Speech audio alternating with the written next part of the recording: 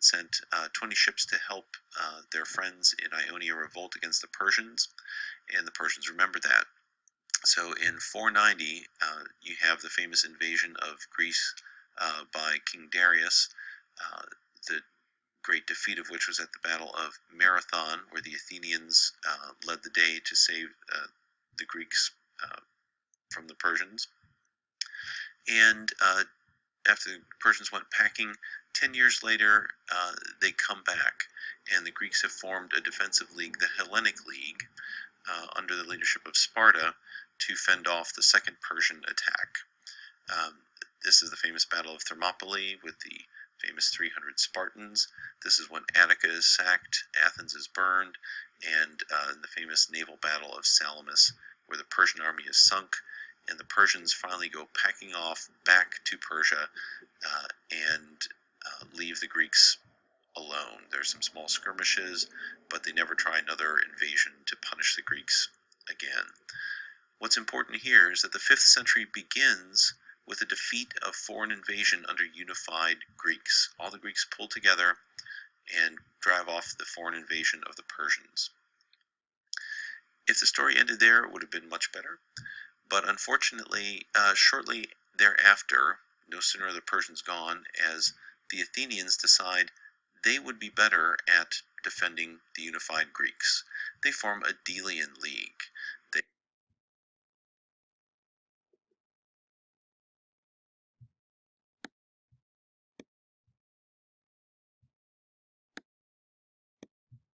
Persian threat. They begin to break up the Greek world into cities that support them and their leadership and send them money and troops, and the Hellenic League, who support Sparta and send them troops and money. And the middle of this century is spent with 2 large wars. The Peloponnesian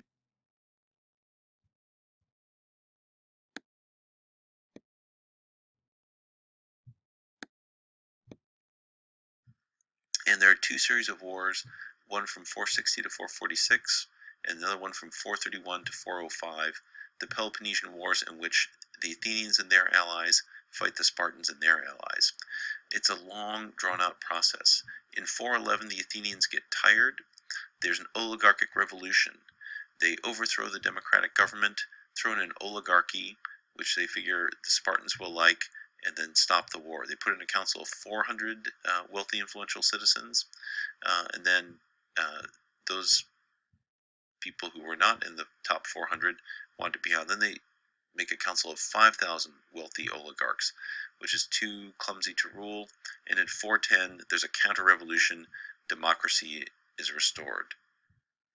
The middle of this century, you can see, is spent with the Greeks warring among themselves. The Spartans and the Athenians seeking hegemony among the Greeks, trying to have imperial hegemony.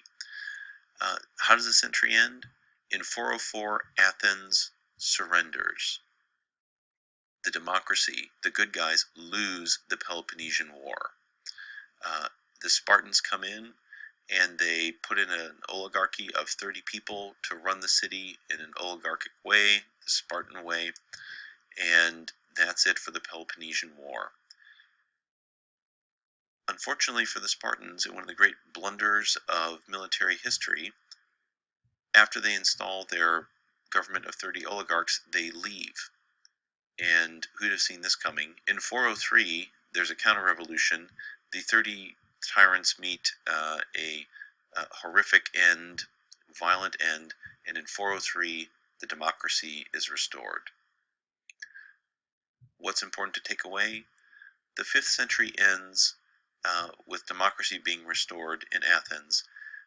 It's important to note that the democratic ideals of Athens and her allies are not universal in the Greek world. The Spartans didn't think they were a good idea.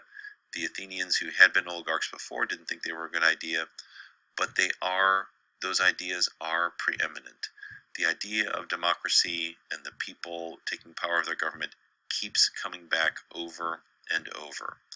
And that's where the century ends, with democracy alive again in Athens, but not